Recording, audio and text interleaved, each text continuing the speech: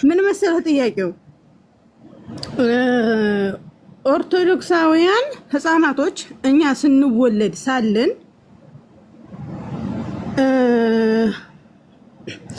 ቆይ አንድ ጊዜ ወይኔ እስካሁን ድረስ መረጋጋት አልቻልኩም። ታውቃለህ ፈለገውነቴን እኔ በአካል አልመሰለኝም መንፈስ ነው መሰለኝ። ገና እንቅልፌ መነሳቴ ነው በይዘው ደግሞ ማለት ነው።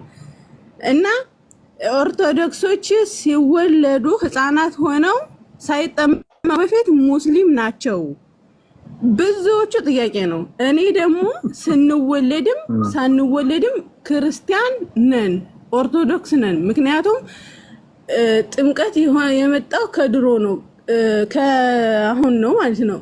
ልጅ እያለን ክርስቶስ በደም ነበር የሚያጸምቀን ጥምቀት ሳይፈጠር በፊት ብዬ ተከራከርኳቸው። እነሱ ግን መጽሐፍ ቅዱሳዊ ወይም ደግሞ መንፈሳዊ ያልሆነ ነገር ሳይጠቅሱ ይከራከሩኛል። እኔ ግን ለምሳሌ ክርስቶስን ምሳሌ አድርጌ ስነግራቸው ሁሉም ሰው ሲያፌዙብኝ ነበረ እና ለዚህ ጥያቄ ከነ ማስረጃው አድርጌ እኔ ንገረኝና ለሰዎቹ ሄጅ አስረዳቸዋለሁ ማለት ነው።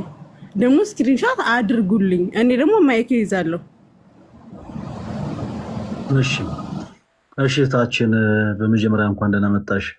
ያው እታች ያላችሁ ሰዎች ወንድሞች ከአክብሮት ከፍቅር ያው የምታደርገው ነገር ስለሆነ ሁላችሁም አደራ እንዳታዝኑባት። በእስልምና ዙሪያ ላይ በጣም ብዙ ጥያቄዎች ይነሳሉ። እርግጥ ነው በዚህ ጉዳይ ላይ ዮሐዴ እንደውም በደንብ ሰፊ መልስ ይሰጥሻል። ነገር ግን ያው እኛም በተወሰነ መልኩ ሀሳቡን ጠቅላላ አድርገን የዛን ያክል ጥልቅ የሆነ ጉዳይ ስላልሆነ ጠቅላላ አድርገን እነግርሻለን። በመጀመሪያ ደረጃ ሁሉም ሰው ገና በእናቱ ማፀን እያለ ሙስሊም ነበር ምናምን። በነገራችን ላይ እኔም ገና በእናቴ ማፀን ስወለድ እንትን ነበርኩ ምናምን ብሎ ጥያቄው ቀልድ ነው፣ እንደ ቀልድ ያዙት። ስለ ጥምቀት ስናነሳ ግን ከአንድ ክርስቲያን ቤተሰብ የተወለደ ህፃን ኦልሬዲ የክርስቲያን ቤተሰብ ስለሆነ ሀብተውልናን ስመ ክርስቲያን እንዲያገኝ ቤተሰቦቹ በልጅነቱ እንዲጠመቅ ያደርጉታል። የሌላ ቤተ እምነት አማኝ ስለነበረ ሙስሊም ስለነበረ፣ ፕሮቴስታንት ስለነበረ፣ ካቶሊክ ስለነበረ፣ የቡዳ እምነት ተከታይ ስለነበረ፣ በእናቱ ማህፀን ውስጥ የሂንዱ እምነት ተከታይ ስለነበረ አይደለም የሚያጠምቁት። ክርስቲያን ስለሆኑ የተወለደ ያ ልጅ በክርስቲያን ቤተሰብ ስለሆነ ክርስቲያን ስለሆኑ እነሱ የቀመሱትን ያንን ድህነት ልጃቸውም እንዲያገኝ ሀብተውልናን ስመ ክርስቲያንን እንዲያገኝ ያደርጉታል። በአጭሩ ምሳሌ ልስጣችሁ። ለምሳሌ ህፃን ልጃችሁ ገና አፉን ያልፈታ ህፃን ልጃችሁ ቢታመም ወላጆች ምንድን ነው የምታደርጉት? የትኛውም ቤተ እምነት አማኝ እምነት ተከታይ ብትሆኑ ፕሮቴስታንት ሁኑ ዋቴቨር የትኛውም እምነት ተከታይ ሆናችሁ ህፃን ልጃችሁ በአፉ መናገር የማይችል ልጅ፣ ምንም አይነት ጥያቄ መመለስ የማይችል ልጅ ሲታመም የሚያለቅስ ብቻ የሆነ ልጅ እንደዚህ አይነት ሁኔታ ላይ ያለን ህፃን ልጅ ቢታመም ምንድን ነው የምታደርጉት? ፈቃዱን ሳትጠይቁ ወደ ሆስፒታል ነው የምትወስዱት፣ ወደ ህክምና ቦታ ነው የምትወስዱት። ወላጆች የልጆቻቸውን ፈቃድ ሳይጠይቁ ህክምና ቦታ ድረስ ይዟቸው የሚሄዱት ለምንድን ነው? እነሱ በጤንነት ይህን ዓመት ሁሉ የዓመት ጊዜ እንዳሳለፉ ያንን ያክል ዓመት እንደኖሩ ሁላ ልጆቻቸውም ጤናን አግኝተው እንዲኖሩ ስለሚፈልጉ ወደ ህክምና ቦታ ይዟቸው ይሄዳሉ። ስለዚህ በክርስቶስ ኢየሱስ ያመኑ ክርስቲያን የሆኑ ቤተሰቦችም ልጆቻቸው እነሱ የቀመቱትን ድህነት እንዲቀምሱ እነሱ የኖሩበትን እውነት እንዲኖሩ ልጆቻቸውን ወደ ቤተክርስቲያን ይዘው ሄደው ያጠምቃሉ። ከዛ ውጭ ግን የሂንዱ እምነት ተከታይ ስለነበረ ነው፣ የቡዳ እምነት ተከታይ ስለነበረ ነው፣ የሽንቶይዝም እምነት ተከታይ ስለነበረ ምናምን የሚባል ቀልድ ግን የለም። ይሄ ጀስት በቃ ለመጀመሪያ ያክል እንደዚህ አይነት ቀልድ ከቀለዱ እናንተ ቁም ነገረኛ ሆናችሁ መልሱላቸው። አይ ግግም ብለው በቃ ነው ካሉ ግን በቃ ይሄ ራስን በራስ ከማስደሰት የማይተናነስ ሀሳብ ነው። ጀስት በቃ ፈገግ ብላችሁ ከፈራችሁ መጣችሁ መሄድ ነው። በአጭሩ ግን እኛ ግን የምናስጠምቀው ሰው የሌላ እምነት ተከታይ ስለነበረ ነው ወይ? በፍጹም እንደዛ የሚባል ነገር የለም። ስለዚህ አንድ ህፃን ወደ ቤተክርስቲያን ሄዶ ጥምቀትን የሚጠመቀው ቅድም እንዳልኳችሁ ለምንድን ነው? የክርስቲያን ቤተሰብ ውስጥ የተወለደ ህፃን ልጅ ስለሆነ ነው።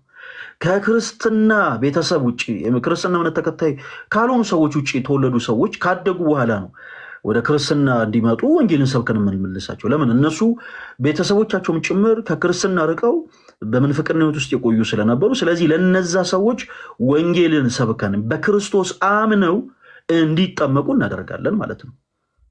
ከዛ አንግል እንድትረዱት ነው። ዮሐዴ አይ ቲንክ ከዛም አንግል የሚነሱትን ሀሳቦች አንተ ሞር ስለምትረዳቸው በደንብ ለእህታችን እንድትመልስላት ለአንተ ድሉ ልስጥ። አለ ይዋዴ አለው ፈለገ ይሰማል? ድምጼ ይሰማል? ያ ኦኬ። እሺ ቃለ ሕይወት ያሰማልን። ኦልሬዲ መልሰዋል። በክርስትና ያለው ትንሽ ብቻ ሀሳብ ለመስጠት አክቹዋሊ በጣም የሚያስቅ ነው የሚሆነው። ማለት አንድ ሰው ሙስሊም ወይም ክርስቲያን ምናምን ለማለት ቢያንስ ክርስቲያን ለማለት እኛ የምናመጣው ወይም ክራይቴሪያዎች አሉ። ሙስሊም ለመባል ደግሞ በጣም ከባዱ ክራይቴሪያ ምን ማለት ነው? እስከ ጅምሩ ሰረንደር ማለት ነው፣ መገዛት መቻል ማለት ነው ብለው ነው የሚተረጉሙት ራሱ ማለት ነው። አንድ ህፃን ልጅ ገና ሲወለድ መገዛት ምናምን አያውቅም፣ አይችልምም። ኦኬ ሲጀመር ከስሙ ትርጉም ራሱ ስንመጣ ማለት ነው በግድ ለፈጣሪ መገዛት ፕላስ ደግሞ የሆነ በቀን 5 ጊዜ የሚሰግዱት አላ እሱ መስገድ የማይችል እና ደግሞ አላህ አንድ ነው ከዛ ደግሞ መሐመድ መልእክተኛ ነው ያላለ ሰው ሙስሊም አይደለም በሙስሊሞች ሐሳብ ማለት ነው። አንድ ህፃን ልጅ እንደዚህ ብሎ ኮንፌስ ሊያደርግ አይችልም በህፃንነቱ ማለት ነው። ከመጀመሩ ዝም ብለን ጀነራሊ ስንመለከት ማለት ነው። እንትኑ ፈለገ ማይክ ክፍት ነው። ከመጀመሪያ የቃሉ ትርጉም ይዘህ ራሱ አንድ ህፃን ልጅ እንዲህ ብሎ ኮንፌስ ሊያደርግ አይችልም ማለት ነው። ህፃን ሙስሊም ሊሆን አይችልም። ሲቀጥል በእስልምና ራሱ አንድ ህፃን ይሄ ፕሪደስቲኔሽን የሚባል ትምህርት አላቸው። መጀመሪያ የእስልምናው የክርስትናውን ከማየታችን በፊት ብዬ ፕሪደስቲኔሽን የሚባል ትምህርት አላቸው፣ ወይም ደግሞ ቀደር የሚባል ትምህርት አላቸው።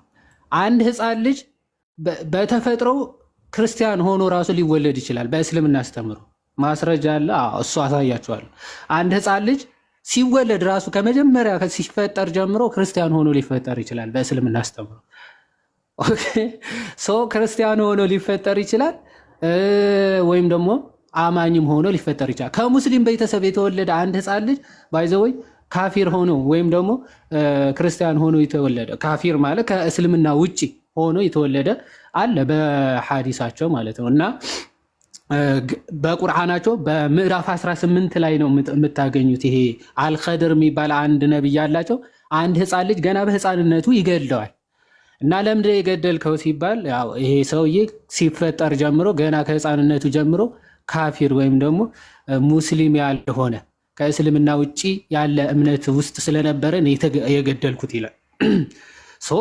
ከእስልምና ውጪ ሆነው ይወለዳሉ ማለት ነው። በእስልምና አስተምሮ ራሱ አንድ ህፃን ልጅ ሲወለድ ራሱ ሙስሊም ነው ብለው የሚነግሯቸው ራሳቸውን ለማጽናናት ወይም ደግሞ ሰዎችን ለመሸወድ ነው የሚሆነው ማለት ነው። ሰዎችን ለመሸወድ ወይም ደግሞ ራሳቸውን ለማጽናናት ነው የሚሆነው።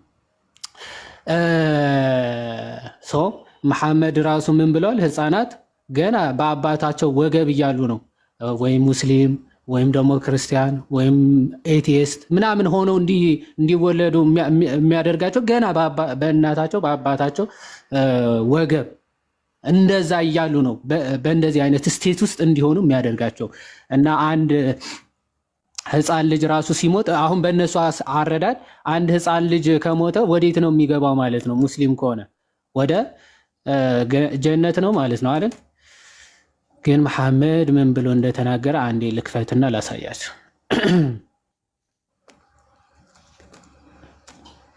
እሺ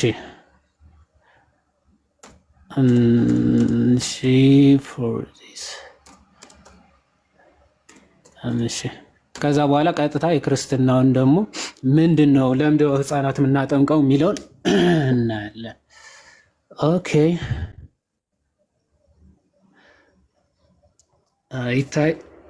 ይታያል። ኦኬ ቆይ ይታያቸዋል። አንዴ ዙም ላድርገው መሰለኝ። ዙም ኦኬ በጣም ሄደ። እሺ አይ ቲንክ ይታያቸዋል ብዬ አስባለሁ። ተመልከቱ። አውተንቲክ የሆነ ሐዲስ ነው። ሳሒህ ሙስሊም 2662 ቢ ይላል እና ምን ይላል መሰላችሁ? አይሻ the mother of the believers አይሻ ማለት የመሐመድ ሚስት ነች እና የሙስሊሞች ሁሉ እናት ተብላ ትጠራለች። እና ሪፖርትድ ዛት ኤ ቻይልድ ዳይድ ኤንድ አይ ሴድ ስላለች አንድ ህፃን ልጅ ሞተ። ከሙስሊም ወገን የሆነ የሙስሊሞች ወገን የሆነ አንድ ህፃን ቻይልድ ይታያቸዋል ሞተ። ዘን ይሄ ህፃን ከሞተ በኋላ ምን ይላል? ዘር ኢዝ ሃፒነስ ፎር ዚስ ቻይልድ who is a bird from among the birds of paradise አለች። ከዛ እቺ አይሻ የተባለች መሐመድ ሚስት ምን ትላለች? ህፃንማ በቃ ታድሎ በቃ ገነት ነው የሚገባ ማለት ነው፣ እድለኛ ነው ብላ ትናገራለች ማለት ነው አይሻ። ኦኬ ዜር አፖን ከዛ በኋላ ኦኬ እንደውም ቆይ ምክንያቱ ኃጢአት ምንም ያልሰራ እንደሆነ እዚህ ጋር ስለምትናገር ቆይ ሲ ላይ ላሳያችሁ 2662 ሲ ላይ ምን ይላል? ከገነት ወፎች መካከል ይሆናል ይሄ ህፃን ልጅ በህፃንነት ነው የሞተው፣ ስለዚህ ታድሎ ገነት ነው የሚገባው ትላለች። ምክንያቱም ትልና ያው the birds of paradise for it committed no sin nor has he reached the age when one can commit sin ምንም ኃጢአት አልሰራም፣ ፕላስ ደግሞ ኃጢአት እንኳን የሚሰራበት እድሜ እንኳን ይሄ ህፃን ልጅ አልደረሰም፣ ስለዚህ ገነት ነው የሚገባው ብላ ትናገራለች። ማ የመሐመድ ሚስት አይሻ። ከዛ በኋላ መሐመድ he said መሐመድ እንዲህ አለ አይሻ per adventure it may be otherwise ኦኬ በተቃራኒው ሊሆን ይችላል። ምን ገሃነምም ሊገባ ይችላል ማለት ነው። ለምን ደግሞ ገሃነም ሊገባ የሚችለው ይሄ ህፃን ልጅ? የምር እንደ እነሱ አባባል ህፃናት ሁሉ ሙስሊሞች ከሆኑ ስለዚህ ገነት ነው መግባት የነበረበት አይደል? ምክንያቱ ይሄ ህፃን ልጅ ኃጢአትም አልሰራ በኃጢአቱ ነው እንዳይባል ኃጢአት አልሰራም፣ ኃጢአት የሚሰራበት እድሜ እንኳን አልደረሰም። ሶ ምን አለ? አይ it can be otherwise ገሃነምም ሊገባ ይችላል። ቢካውዝ አለ ምክንያቱ ለምን ነው የሚገባው? because God created for paradise those who are fit for it while they were yet in their father's loin። ምክንያቱ በእስልምና አላህ ራሱ ገና በአባታቸው ዘር ወገብ እያሉ ለገሃነም ብሎ ከፈጠራቸው በቃ ለገሃነም ነው የሚሆነው፣ ለገነት ብሎ ከፈጠራቸው ለገነት፣ ወይም ደግሞ አማኝ ሙስሊም አድርጎ ከፈጠራቸው ሙስሊም፣ ክርስቲያን አድርጎ ከፈጠራቸው ክርስቲያን ነው የሚሆኑት በአባታቸው ወገብ እያሉ። ይሄ ህፃን ልጅ ማደግ አይጠበቅበትም፣ አድጎ ማመን ምናምን አይጠበቅበትም። ሶ ገና በህፃንነቱ ሞቶ ራሱ ክፉና ደጉ ማመዛዘን በማይችልበት እድሜ ሞቶ ራሱ ያ ካፊር ሆኖ ሊወለድ ይችላል። አይ በአባቱ ወገብ እያለ ምን ለገሃነም ወይም ደግሞ ለጀነት ብሎ ሊፈጥረው ይችላል። and created for hell those who are to go to hell ይላል። ለገሃነም ብሎ ከፈጠራቸው ደግሞ በህፃንነታቸው በቃ በህፃንነታቸው ቢሞቱም የገሃነም ናቸው፣ ገሃነም ይገባሉ አለ። he created them for hell while they were yet in their father's loin ምክንያቱም እነሱ ለገሃነም ብሎ ነው ገና በአባታቸው ወገብ እያሉ የሚፈጥራቸው ይላል። አንድ ከሃዲ ሆኖ የተፈጠረ ላሳያችሁና ከዛ ወደ ክርስትናው መልስ እመጣለሁ። ኦኬ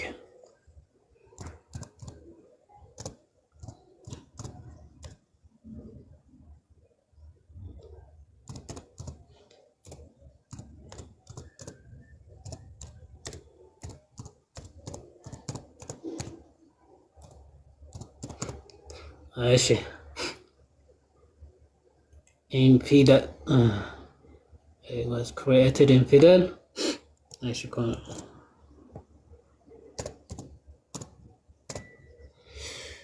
እሺ ያው صحيح የሆነ ሐዲስ ነው። ሱናን አቢ ዳውድ 4706 ያው ቀደም ቁርአን ላይ ያለ ሐዲስ ነው ማለት ቁርአን ላይ ያለ ሐሳብ ነው መጽሐፋቸው ማለት ነው። ሱራ 18 ላይ ነው ያለው። ምዕራፍ 18 ላይ ነው የምታገኙት ይሄ ሐሳብ ማለት ነው። አልኸድር የሚባል አንድ ሰው ህፃን ልጅ ገድሎ ነው ነብይ ነው በእነሱ ይባላል እና እሱ ህፃን ልጅ ገድሏል እና ለምንድነው ህፃኑን የገደለው ብለው መሐመድን ጠየቁት ማለት ነው። I hear the messenger of Allah ምናምን መሐመድን እንዲህ ሲል ሰማሁት። ምን explaining the verse ያንን ክፍል ያንን የቁርአን ምዕራፍ ሲያብራራ ማለት ነው። ምን አለ? as for the youth his parents were peoples of faith አባትና እናቱ ራሱ ከአማኝ ቤተሰብ የተወለደ ህፃን ልጅ ነው። ግን አልኸድር የተባለው ነቢይ ለምንድነው ህፃኑን የገደለው የሚለውን አያ ወይም የሚለውን ምዕራፍ ሲያብራራ እንዲህ አለ። he was created infidel the day when he was created በተፈጠረበት ቀን ኦኬ በተፈጠረበት ቀን ምን ሆኖ ተፈጥሯል ነው የሚለው ኢንፊዳል ከሃዲ ሆኖ ተፈጥሯል ሙስሊም ሆኖ አይደለም የተፈጠረው ይሄ ህፃን ልጅ ስለዚህ ለዛ ነው የገደለው ኦኬ አልኸድር የተባለው ነብይ ህፃኑን የገደለው ለምንድነው he was created ተፈጥሯል ምን ኢንፊዳል አረብኛው ካፊር ይላል ካፊር ማለት ክርስቲያኖች ናቸው ይላሉ ሶ ኢንፊዳል ሆኖ ተፈጥሯል ወይም ካፊር ሆኖ ተፈጥሯል ይሄ ልጅ ማለት ለዛ ነው የገደለው ብሎ መሐመድ ሲያብራራ ትመለከታላችሁ ሶ ከዚህ ከራሳቸው አስተምሮ ጋር ራሱ እንዴት እንደሚጋጩ ለማሳየት ያክል ነው ዘን በክርስትናው ታዲያ ህፃናት ለምደው የሚጠመቁት ሙስሊም ስለነበሩ ነው አይደለም አክቹአሊ ሙስሊም ስለነበሩ ሳይሆን አዳማዊ ስለነበሩ ወይም ደግሞ አዳማዊ ስለሆኑ ማንኛውም ሰው ሲወለድ በቀደመው አዳማዊ ሆኖ ይወለዳል በዳግማዊ አዳም በክርስቶስ ደግሞ ክርስቶሳዊ የእግዚአብሔር ልጅ መሆን የግድ ሰው ሁሉ ስለሚያስፈልገው ነው የሰው ልጅ ዳግመኛ ከውሃና ከመንፈስ ካልተወለደ በቀር ወደ እግዚአብሔር መንግስት ሊገባ አይችልም ተብሎ በመጽሐፍ ቅዱስ ጌታ ስላዘዘ የሰው ልጅ ሁሉ በቀደመው አዳም ምክንያት ሟቲ ፈራሽ በስባሽ ሆኖ ተወልዷል ማንኛውም ሰው ልክ ዘፍጥረት ምዕራፍ 5 ላይ እንዲህ የሚል ቃል ታገኛላችሁ ዘፍጥረት ምዕራፍ 5 ከቁጥር 1 እሺ ልክፈታ እንዲም አሁንም ተመልከቱ ዘፍጥረት ምዕራፍ 5 ከቁጥር 1 ጀምራችሁ ስትመለከቱ አስቀድሞ ዘፍጥረት ምዕራፍ 1 ከቁጥር 26 ላይ እግዚአብሔር አምላክም የሰውን ልጅ በመልኩና በአርአያው በመልኩና በአምሳሉ ፈጠረ ይላል አይደል አዳም አስቀድሞ የተፈጠረው በእግዚአብሔር አርአያና አምሳል ነበር ነገር ግን የእግዚአብሔር ትእዛዝ በመጣሱ ምክንያት ይህንን መልኩና ምሳሌውን አጥቶታል የሰው ልጅ መልክና ምሳሌው አጣ ዘንድ አዳም የሚወልዳቸው ሁሉ በእግዚአብሔር አምሳልና ምሳሌ መሆን ቀርቶ በማን መልክና ምሳሌ ሆኑ በአዳም ልክ ዘፍጥረት ምዕራፍ 5 እንዲህ ይላል የአዳም ትውልድ መጽሐፍ ይህ ነው እግዚአብሔር አዳምን በፈጠረበት ቀን በእግዚአብሔር ምሳሌ አደረገው ይላል አዳም ሲፈጠር አስቀድሞ በማን ምሳሌ ነበር በእግዚአብሔር ምሳሌ ከዛ በኋላስ ወንድና ሴት አድርጎ ፈጠራቸው ይላልና ባረካቸው ስማቸውንም በፈጠረበት ቀን አዳም ብሎ ጠራቸው ይላል አዳም ተብለው በእግዚአብሔር አምሳልና መልክ ተፈጥረው ተባርከው ነበር የተፈጠሩት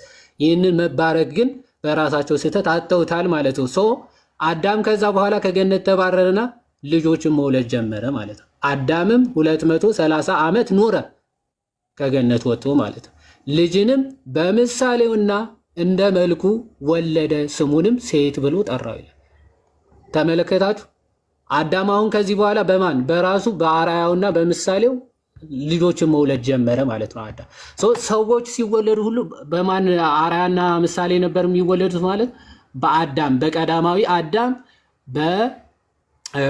በእርሱ መልክና ምሳሌ ማለት ነው ልክ ሮሜ ምዕራፍ 6 ላይ ደግሞ በቀደመው አዳም ምክንያት ሟቲ የነበረው የሰው ልጅ በዳግማዊ አዳም በክርስቶስ ሕያውና ትንሣኤ ያለው መሆን ደግሞ ይገባዋልና ምን አለ እሺ ቁጥር 2 ላይ በእርሱም ደግሞ ወደ ቆምንበት ወደዚህ ጸጋ በእምነት መግባት ምዕራፍ 5 ሳይሆን ምዕራፍ 6 እሺ እንዲህ ይላል ከቁጥር 3 ላይ ወይስ ከክርስቶስ ኢየሱስ ጋር አንድ እንሆን ዘንድ የተጠመቅን ሁላችንም ከሞቱ ጋር አንድ እንሆን ዘንድ እንደተጠመቅን አታውቁምን ይልና እንግዲህ ክርስቶስ በአብ ክብር ከሙታን እንደተነሳ እንዲሁ እኛም በአዲስ ህይወት ማለት አስቀድሞ የነበረ አዳም አሮጌው ሰው ይላል በአዲስ ህይወት እንድንመላለስ ከሞቱ ጋር አንድ እንሆን ዘንድ በጥምቀት ከእርሱ ጋር ምን አለ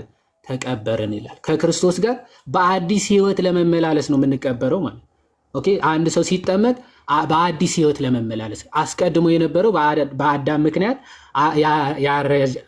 አሮጌ ስለነበረ ማለት ከዛ በኋላ ሞቱን በሚመስል ሞት ከእርሱ ጋር ከተባበርን ትንሣኤው በሚመስል ትንሣኤ ደግሞ ከእርሱ ጋር እንተባበራለን ከክርስቶስ ሞት ጋር አንድ የሆነ ሰው ከትንሣኤው ጋር ደግሞ አንድ የሆነ የክብር ትንሣኤ ይነሳል ማለት ነው ስለዚህ ህፃናትም ከክርስቶስ ሞት ጋር አንድ ለመሆን ከዛስ ከክርስቶስ ትንሣኤ ጋር ህብረት እንዲኖራቸው ነው የሚጠመቁት ማለት ስለዚህ ከእንግዲህ ወዲያ ለኃጢአት እንዳንገዛ የኃጢአት ስጋ ይሻር ዘንድ አሮጌ ሰዋችን ከእርሱ ጋር እንደተሰቀለ እናውቃለን ይላል። አሮጌ ሰው ከማን ጋር ይሰቀላል? ያ በመስቀል ከክርስቶስ ጋር ይሰቀላል ማለት ነው። ሰው በጥምቀት አሮጌ ሰዋቸውን ይጥላሉ፣ ክርስቶስን ይለብሳሉ ማለት ነው።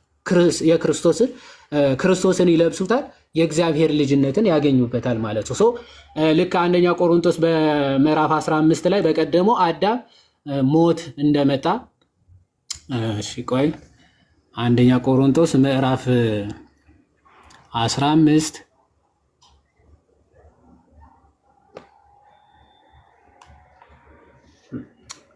እንትኑ ስላይድ ያደርጋል ይቅርታና እሺ የቀደመው አዳም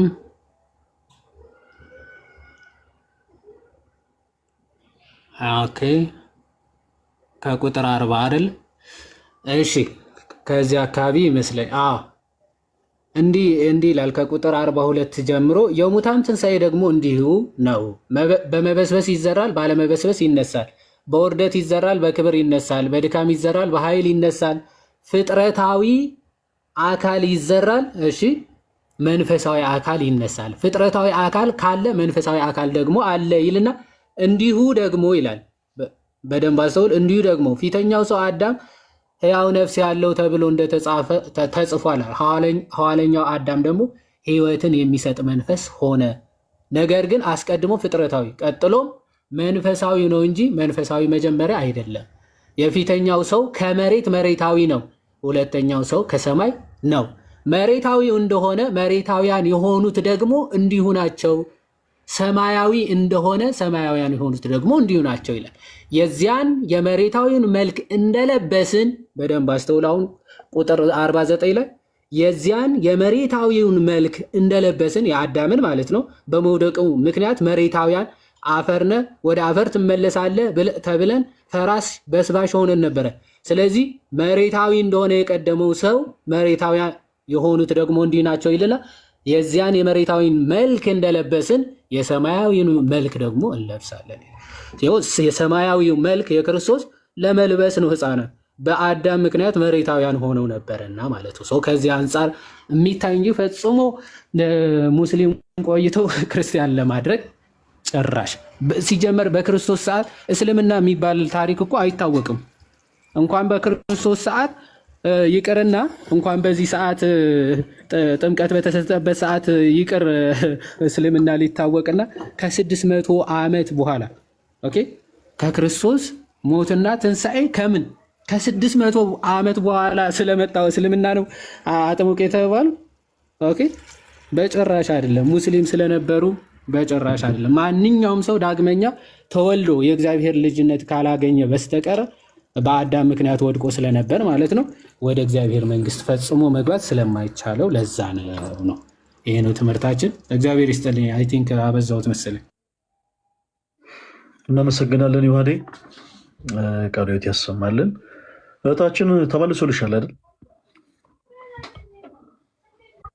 በጣም ተመልሶልኛል። እውነት ለመናገር እግዚአብሔር ይስጥልኝ። ማርያምን እኔ እንደዛ አልጠበኩም። እኔ ማለት ነው በነገራችን ላይ እኔ ብዙ ጊዜ የእውነት ፈተና ማለት ትችላላችሁ። እኔ ብዙ አመት ስደት ተዘለልኩ በህፃንነቴ ነውና ያው የገጠር ልጅ ነኝ ብያቸዋለሁ። የገጠር ልጅ ስንሆን ብዙ ጊዜ ጫና ይደርስብናል ስለማንማር፣ ያው ቤተክርስቲያን ብዙ ጊዜ ስለማንሄድ ማለት ነው። እና እንደዛ ስለሆነ እኔ አልተማርኩም። የቀለም ትምህርት ግን ተምሬያለሁ።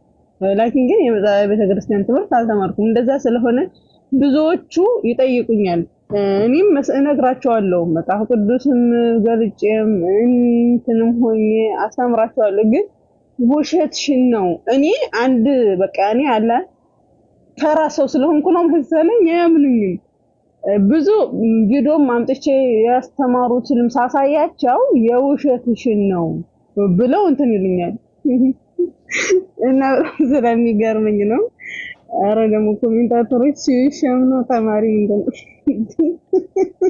ለማንኛውም ማለት ነው ፈለገኝ በጣም ነው የማመሰግነው። እግዚአብሔር ይስጥልኝ። ለሁላችሁም እድል እሰጣለሁ። እሺ ለሁላችሁም የኔ ተወዳጆች፣ ታዲያ በፍቅር ነው መራት ያለብን። ይሄ የኢጎ የሆነ አይነት ንግግርና ኢጎ የሆነ አይነት አወራር ማቆም አለባቸው። ኧረ ይዋድ ዛሬ ገስ ላይ እኮ ነው ያለው እኮ። ለምንድን ነው ሀሳብን እንደታፈነ ሰው ኮሜንት ነው የምጽፈው? አይዋድ እሺ፣ ይዋዴ አይ ቲንክ ሰው ገብቷል። እስኪ አንተ አናግረው።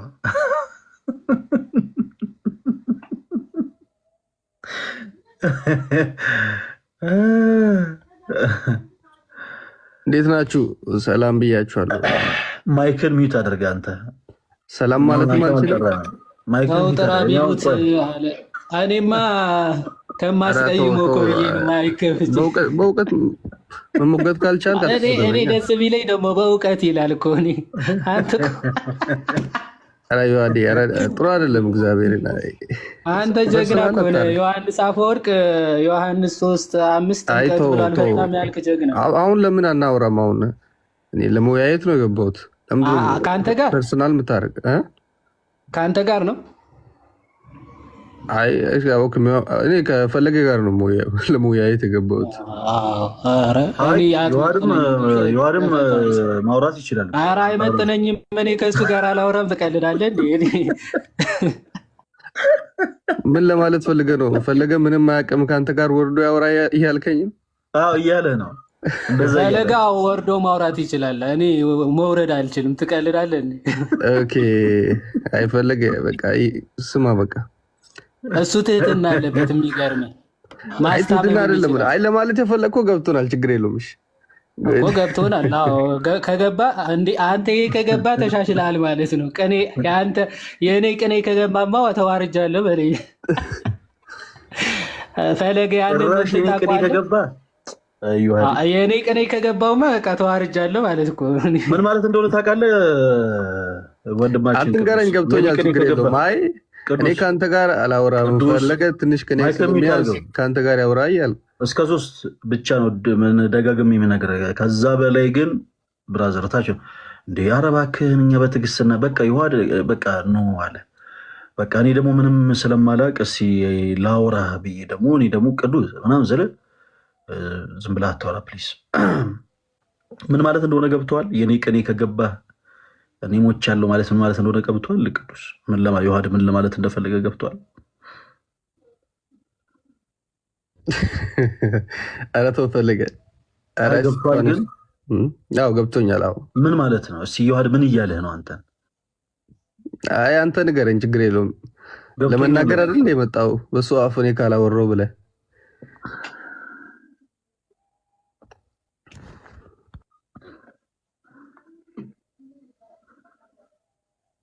ቅዱስ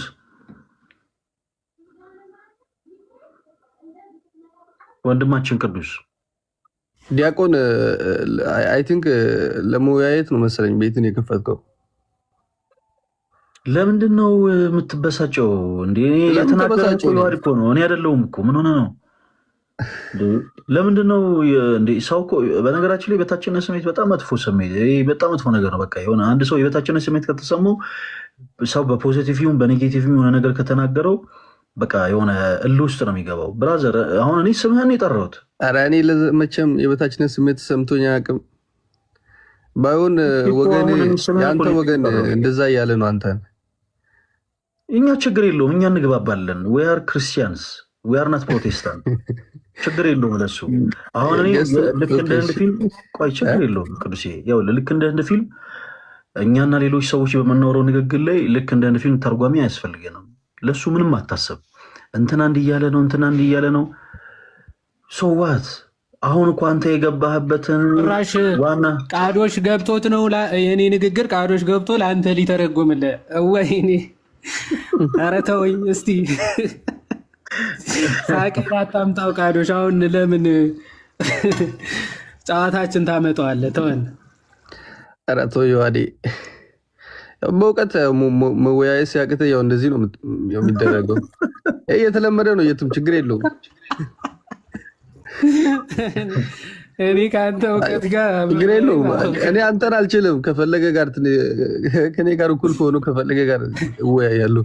ኧረ በጌታ ከእኔ ጋር እኩል ከሆነው ማለት እንደዛ አይደል ያልኩህ ቃል በቃል እንደዛ አይደል? አንተ እኮ ባይዘው ቤተሰብ ስለማያወሩ እኮ አግልለው አይደለም እንደዛ አይደል ያልከው?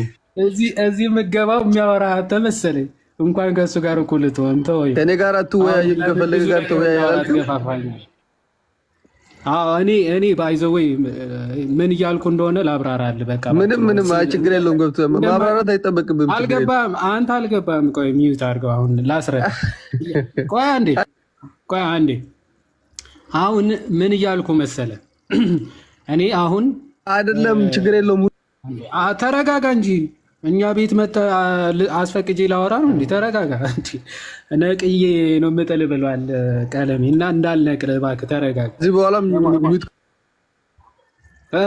ከዚህ በኋላ ሚት ካረጋችሁኝ እወጣለሁ። እባክህ የአንተ እውቀት እለጋ አስቀይሜዋለሁ። በጣም ይቅርታ ልጠይቀው። ይሄ ሰው እሱ ከወጣ ማን ሊያስተምረን ነው? ተው። ከማን ጋር እናወራለን? ከማን ጋር ነው የምናወራው? አስበዋል? እሺ ልቶ ቀጥሉ። በቃ አይ በቃ ምንም የምንቀጥለው ነገር የለም። ዮሐዴ ያው እንደምታውቀው የእኛ ቤት የፈለገ አትናቴዎስ ብቻ ቤት ሳይሆን የሁሉም ክርስቲያኖች ቤት ነው እና አንተ ሳትፈቅድለት እንደውም ቅዱስ በቃ ምንም ነገር ማውራት አይችልም እና ቅዱስ ዮሐድን አስፈቅደኸው ከዮሐድ ጋር የሆነ የተቀያየምክበት ነገር ካለ ዮሐድን ይቅርታ ጠይቀኸው ነው ከዛ በኋላ እድል ሰተን የምናወራ። ኧረ ባይሆን እሱ ይቅርታ ይጠይቀኝ። በተደጋጋሚ ፐርሰናል ለመጨረሻ ጊዜ ቅዱስ ለመጨረሻ ጊዜ አሁን መድረስ ለማስወጣት ከፈለገ እንጂ ማስወጣት ከፈለገን እኮ ቁጥሩ ነው ጣላለሁ። ችግር የለውም አታስብ። ፈለገ ውጣ በቃ በኢየሱስ ውጣ በኢየሱስ አብሽር። ካዶሽ ሶስቴ ጮህ እናውጣ። አራት አንተ እንዳላስወጣሽ። ለማንኛውም እንደናወጣ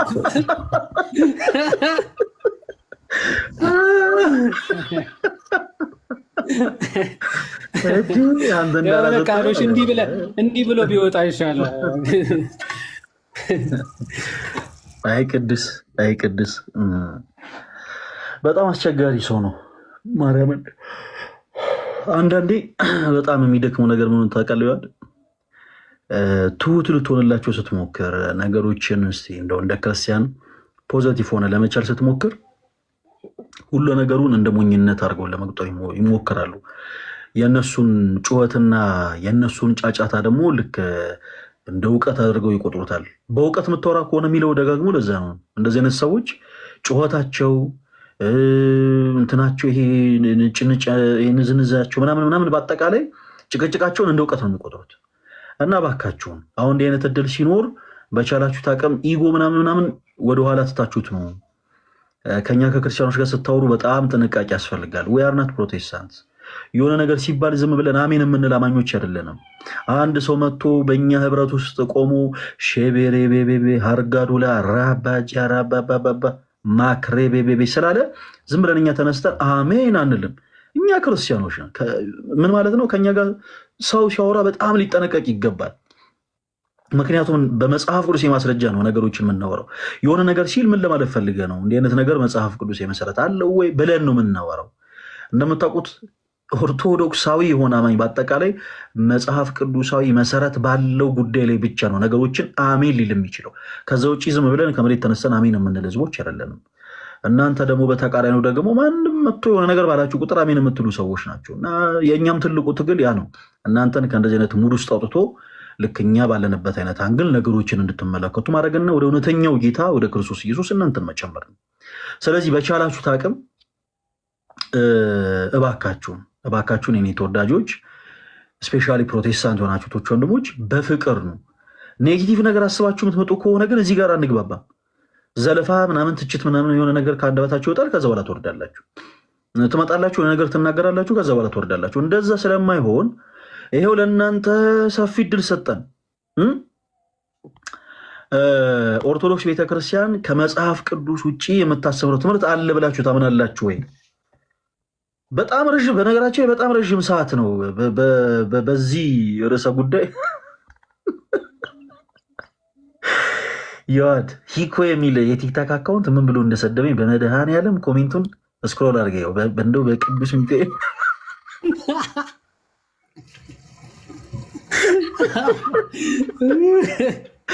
ኧረ እንደው መድኃኒዓለም ኧረ እንደው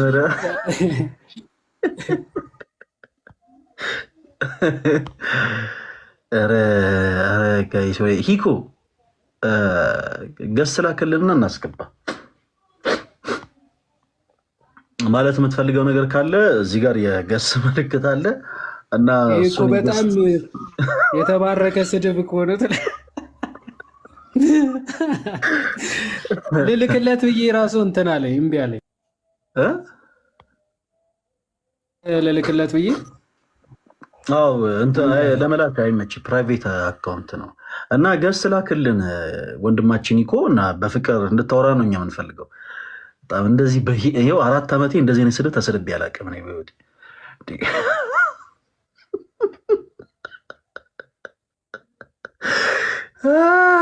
እሺ ኦርቶዶክስ ቤተክርስቲያን ከመጽሐፍ ቅዱስ ውጭ የምታስተምረው ትምህርት አለ ብላችሁ የምታምኑ ፕሮቴስታንቶች ወንድሞቻችን አሁን ለእናንተ ድል እንሰጣለን። ይኸውላችሁ አንድ ጊዜ አሁን ከዚህ ባለችን ሰዓት አጭር ሰዓት ስለሆነች ክርስቲያን የሆናችሁቶች ወንድሞች አንድ ጊዜ ጠብቁ። ፕሮቴስታንት የሆናችሁቶች ወንድሞች አንዳንድ ቁጥር ጻፉልንና እናስገባችኋለን። ቅዱስ ተመልሶ መጥቷል። ይዋዴ ከስሮ ነው እያደመጠ ነው። አንዳንድ ቁጥር ጻፉልን። እሺ ፕሮቴስታንት የሆናችሁቶች ወንድሞች እናስገባችኋለን። መቼም የማያስችለው ሰው ቢኖር ሰው ተቀብለ አውራው ተቀብለ። አረ ምን ስድብ ምናምን ጀመረ እኮ እያየኸው። እኛ እንዴት ምን ብለን አሁን? እሺ አሁን ቅዱስ እኔ ፖላይት ሆነ የምታወራ ከሆነ አንድ ቁጥር ጻፍ። ቅዱስ ከስድብ ውጭ ከዘለፋ ውጭ ፖላይት ሆነ የምታወራ ከሆነ አንድ ቁጥር ጻፍ። እኛ ቀስ ብለን እናወራለን፣ ቀስ ብለን እናወራለን። ወንድማችን ቅዱስ ካለ ፖላይት ሆነ የምታወራ ከሆነ ልናደምጥ ዝግጆች ነን። ፖላይት የማትሆን ከሆነ ግን በጣም አስቸጋሪ ነው የሚሆነው። ተወዳጅ ወንድማችን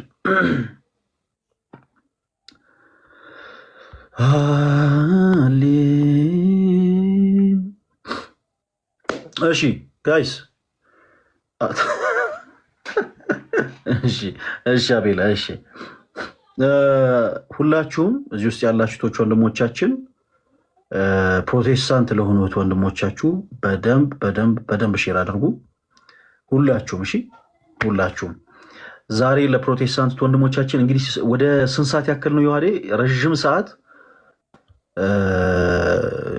እድል ሰጥተናል። ወደ 1 ሰዓት ያክል ሊሆነን ነው። በመጽሐፍ ቅዱስ የማስረጃ 20 ደቂቃ ነው 10 ደቂቃ ነው የሚቀረው አሁን 1 ሰዓት ላይ ሊሆን። ኦርቶዶክስ ቤተክርስቲያን ከመጽሐፍ ቅዱስ ውጭ የምታስተምረው ትምህርት አለ ብላችሁ የምታምኑቶች ወንድሞች አንዳንድ ቁጥር ጻፉልን፣ እናስገባችኋለን። በመጽሐፍ ቅዱስ የማስረጃ ከኛ ጋር ተወራላችሁ። ዮሐዴ ሰው አስገብቷል መሰለኝ ያ አንድ ቁጥር ሲጽፍ ስለነበረ። እሺ ወንዶሰን ዮሐድ ሰላም ነው? እግዚአብሔር ይመስገን። እንዴት ነህ? ከየት ቤተ እምነት? አልተሰማኝም ድምፅህ። ከእምነት ነው አይሰማም? አዎ እኔ ከፕሮቴስታንቱ ነኝ። ዲኖሚኔሽን ማለት ነው። ያው ጴንጤ ነኝ። የት ነው ህብረት የምታደርገው? ከሀገር ውጭ ነው።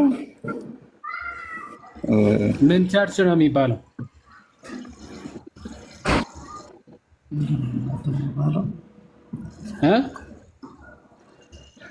ኪዳነ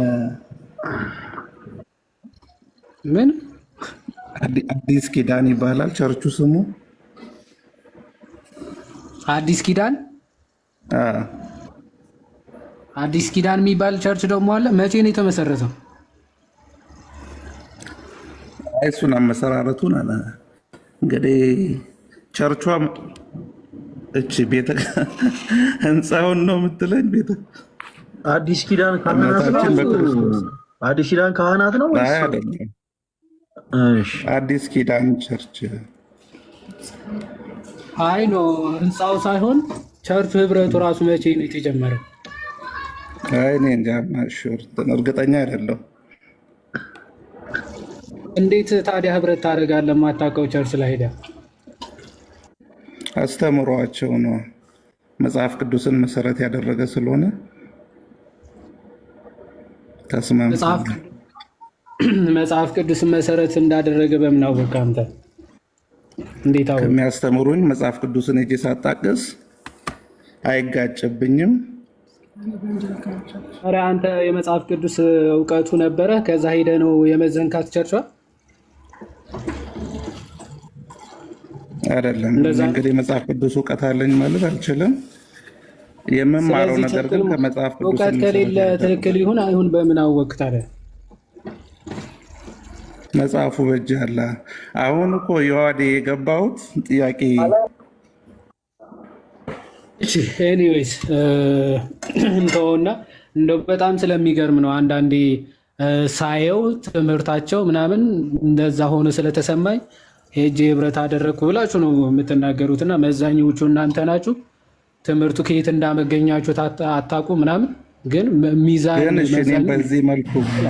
በዚህ መልኩ አንድ ቦሌ መድኃኔዓለም የሚሄድ ኦርቶዶክሳዊ ማለት ነው የቦሌ መድኃኔዓለም ማህበር መቼ እንደተጀመረ ሁሉን ነገር እርግጠኛ ሆኖ የሚሄደው ማህበር አይደለም፣ ቤተክርስቲያን ስለ ትምህርት ነው እያወራን ያለ ነው እንጂ የሆኑ ሰዎች ያቋቋሙት ማህበር አይደለም እያወራን ያለ ነው። የቦሌ ቤተክርስቲያን ውስጥ የሚደረገው ትምህርት ኦኬ ከጥንቷ ክርስቶስ ካስተማረው ትምህርት የተለየ ምንም ትምህርት የላቸው እና ቦሌ ቤተክርስቲያን እንደዛ ስለሆነ አይደለም የሆነ ሰዓት የተመሰረተ ነው። ከዛ በፊት ትምህርቱም ቸርቹም አይታወቅም።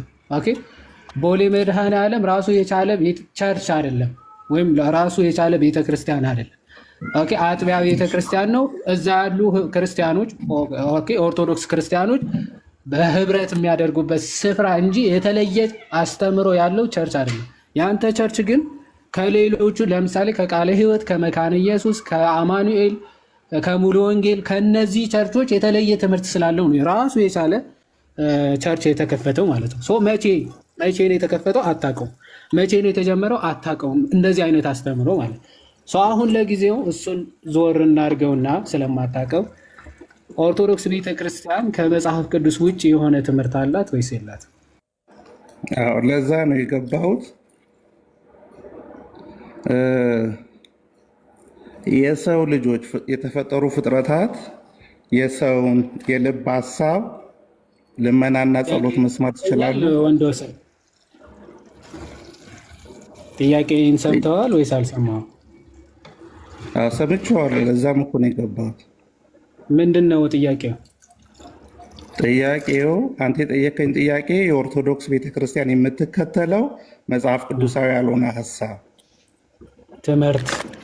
ትምህርት አለ ወይስ የለም ብዬ ነው የጠየቅኩህ አይደል? እሺ ምን አልከኝ? አሁን መልስ ኦኬ ነው ያልኩህ። ጸሎትን አስመልክቶ ጸሎት አንዷ ትምህርት አለ ወይስ የለም? መጀመሪያ መልስ እንጂ። አለ ስላለም እኮ ነው የገባሁት። እሺ ስላለ ነው የገባው። አሁን ምንድን ነው አንዱን ጥቀሳው። ኦኬ አንዱ የሰው ልጆች የሰውን የልብ ሀሳብ ያውቃሉ ወይ፣ የሰውን ጸሎትና ልመና ይሰማሉ ወይ የሚለው የሰውን የልብ ፈቃድ ያውቃሉ ወይ? እንደዚህ ብላ አይደለም የምጠይቀው። ቤተክርስቲያን መጀመሪያ እንዲህ ብላ ታስተምራለች፣ መጽሐፍ ቅዱስ ደግሞ እንዲህ ብሎ ያስተምራል። ስለዚህ ይጋጫል ብለህ ነው የምጠቅሰው እንጂ እንዲህ ያውቃሉ ወይ? ይሄ ጥያቄ ነው። ስማ መጀመሪያ ወንድወሰን፣ ለዛ ነው ጥያቄው ገብተዋል ወይስ አልገባህም የምልህ ለዛ ነው። ቤተክርስቲያናችሁ እንዲህ ብላ ታስተምራለች፣ መጽሐፍ ቅዱስ ግን እንዲህ ብሎ ያስተምራል፣ ከዚህ ጋር ይጋጫል ብለህ ነው የሚጋጨውን ከመጽሐፍ ቅዱስ የሚጋጭ ጥቅስ ትጠቅሳለህ። ኦኬ እናንተ ደግሞ እንዲህ ትላላችሁ፣ ሁለቱ ይጋጫል ብለህ ነው ከመጽሐፍ ቅዱስ ውጪ ወይም ደግሞ ከመጽሐፍ ቅዱስ የሚጋጭ ትምህርት አላት ብለህ የምታመጣው ትጠቅሳለህ። እንዲህ እያለ መጽሐፍ ቅዱስ እናንተ ግን እንዲህ ትላላችሁ ብለህ ደግሞ እኛ የምንልበትን ማስረጃ ጭምር ጠቅሰህ ታሳየናለህ። ቀጥለው። ኦኬ ለምሳሌ በመጽሐፍ ቅዱስ በመዝሙር 65 ቁጥር 2 ላይ ስጋን የለበሰ ሁሉ ጸሎትን ወደምትሰማ ወደ አንተ ይመጣል ይልና መጽሐፉ ሰው ጸሎትን የሚያቀርበው ወደ እግዚአብሔር እንደሆነ ነው የሚነግረን። በኦርቶዶክስ ሃይማኖት ውስጥ ግን ልማዱ አለ፣ ወደ ፍጡራን የመጸለይ ምክንያቱም አባታችን ሆይ በሚለው ጸሎት ራሱ ግማሹን ፓርት የሚይዘው ወደ ማርያም የሚቀርብ ጸሎት ነው። ይሄ አስተምህሮ በመጽሐፍ ቅዱስ ውስጥ አለ ወይ? እሺ አባታችን ሆይ የሚለው ጋር ነው ጥያቄ። የትኛው ክፍል ነው ጥያቄ? አባታችን ሆይ የሚለው ጸሎት ላይ ምንድን ነው ጥያቄ? ያ ፓርት አባታችን ሆይ ከሚለው እመቤታችን ሆይ የሚለው ፓርት ወደ ማርያም የሚቀርብ ጸሎት ነውና ማርያም ጸሎትን መስማት ትችላለች ወይ? ወደ ተክለ ሃይማኖት ጸሎትን የሚያቀርቡ አሉ። ወደ ተለያዩ ቅዱሳን ወደሚባሉት ጸሎት የሚያቀርቡ ልምምዱም ስላለ ሊሰሙ አይችሉም ነው አሁን ሀሳብ